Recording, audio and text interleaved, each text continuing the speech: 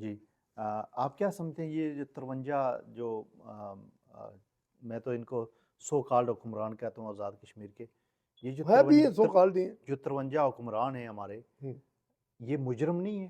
اور اسپیشلی جو پمبر والے ہمارے وزیر اعظم ہیں اور میرپور والے ہمارے صدر ہیں، یہ اس عوام کے مجرم نہیں ہیں؟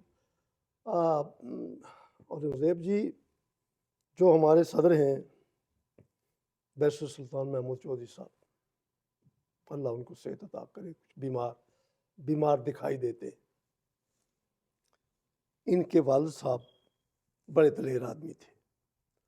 انہوں نے اپنے زمانے میں پہلے تو مسلم کانفرنس میں تھے، پھر انہوں نے آزاد مسلم کانفرنس قائم کی، لیکن وہ دلیرانہ بات کرتے تھے، وہ ڈک چھپ کے کوئی بات نہیں کرتے تھے، آمنے سامنے بات کرتے تھے. ان کی سیاست صاف ستھری تھی. تو چاہیے تھا کہ بیرسٹر سلطان یہاں بھی آپ کو پتہ ہے 2 سال قبل پہلے آئے تھے، تو میں نے انہیں یہی بات کہی تھی کہ آپ کے والد صاحب کا جو سیاسی کردار ہے وہ بہت صاف ستھرا ہے.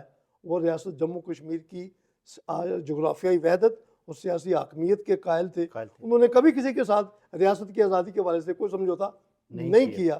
تو آپ تو زیادہ پڑھے لکھے ہیں، آپ پر ان کو بھی بڑا بھروسہ تھا.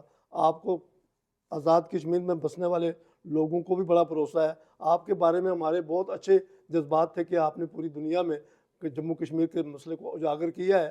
لیکن اب جب انہوں نے یہ دستخط کیے ہیں تو وہ کیتی کرتی خوں محمد سکہ بنیا زردہ. بالکل بس ساڑا کچھ بس نہیں چلتا. پتہ نہیں میاں صاحب نے فرمایا ہے کہ کیتی کرتی خوں محمد سکہ بنیا زردہ. پورا اپنا وہ پوری پچھلی سیاسی کیریئر جو ہے اس کو صرف ایک دستخط کر، جبکہ یہ دستخط زیادہ اسٹے کرنے والے ہے ہی نہیں ہے. کرنا دیکھیں کوئی ایسا کام کرے نا جو پائیدار ہو. جب آپ کو پتہ ہے کہ اس ریاست کے لوگ، ریاست جموں کشمیر کے لوگ، پاکستان کے زیر انتظام لوگ جو ہیں وہ آزادی کی جدوجہد میں اپنی عمریں گزار چکے ہیں اور وہ قربانیاں دے چکے ہیں، تو وہ کیسے قبول کریں گے کہ وہ کوئی جلسہ کریں اور ڈی سی صاحب سے پہلے درخواست دیں کہ ہمیں جلسے کی اجازت دیں، اور کسی ہوٹل پر جائیں تو ہوٹل والا جو ہے وہ کہے جی کہ ہمیں اجازت نہیں ملی، ہم آپ کا یہ حال نہیں کر سکتے. کیا ہمارے آزاد کشمیر کے لوگ اتنے کے گزرے ہو گئے؟ یہ ان کو پتہ ہونا چاہیے کہ ایسا ہو نہیں سکتا. تو جو چیز نہیں ہو سکتی، جو بنیادی حقوق کے خلاف ہے، جس پر احتجاج ہو سکتا ہے، جس پر بحران پیدا ہو سکتا ہے، جس پر دھرنے دیے جا سکتے ہیں، جس پر کوئی بڑا مطلب کہ آبجیکشن ہو سکتا ہے، اس کو 100 بار سوچنا چاہیے. کہتے ہیں کہ دانا جو ہے نا وہ ایک کام کو کرنے سے پہلے 10-20 بار سوچتے ہیں. دانا ہوتا ہی وہی ہے کہ کام کرنے سے پہلے سوچ لے.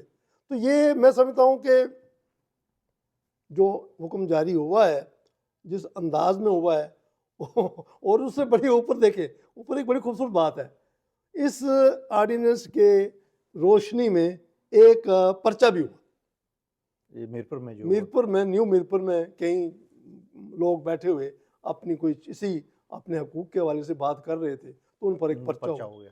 اب پرچے کی آپ تحریر پڑھے وہ پرچہ خود ان کی سبکی کا بدنامی کا اشتہار ہے. بالکل اس میں لکھا ہوا یہ ہے کہ میرپور میں، نیو میرپور میں میرپور کے لوگوں نے، کشمیر کے لوگوں نے اکٹھے ہو کر یہ مطالبہ کیا ہے کہ ریاست جموں کشمیر آزاد پاکستان کے زیر نظام آزاد کشمیر میں جو انتظامیہ ہے اور جو سیاسی زعماء ہیں ان پر بہت زیادہ خرچ ہو رہا ہے.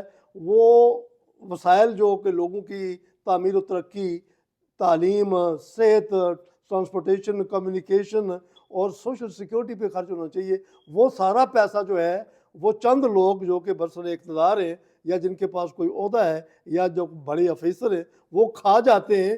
تو ہم ان کو یہ فنڈز مزید کھانے کی اجازت نہیں دیں گے. یہ تو چاہیے تھا کہ کہتے بھئی آپ کا ان کو مبارکباد دینی چاہیے تھی. جنہوں نے یہ بات کی نا ان کو مبارکباد دینی چاہیے حق کے لیے، جو کہ یار آپ اپنے حقوق سے آگاہ ہیں.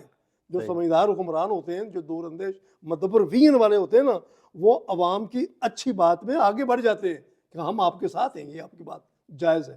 ہوا بالکل اس کو الٹ، اور وہ اشتہار بھی لگ گیا اور وہ بدنامی بھی ہو گئی، وہ سبکی بھی ہو گئی، اور پھر لوگ تماشا بھی بنا لیا کہ لو بھائی آزاد کشمیر آزاد کشمیر میں ایس ایچ او صاحب جو ہے ان کے دفتر میں ایک ایسی FIR درج ہوئی ہے جو حکومت کے لیے مذاق اور بدنامی کا وسیلہ بالکل بن گئی ہے.